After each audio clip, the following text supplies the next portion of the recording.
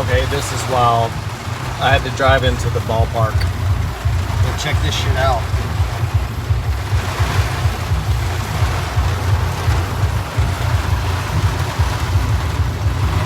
There's stuff floating down the road. I can't even see.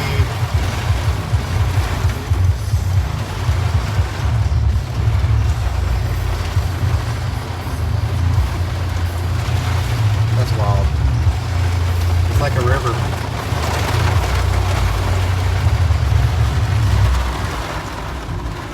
Probably not going to play here tonight, Coach.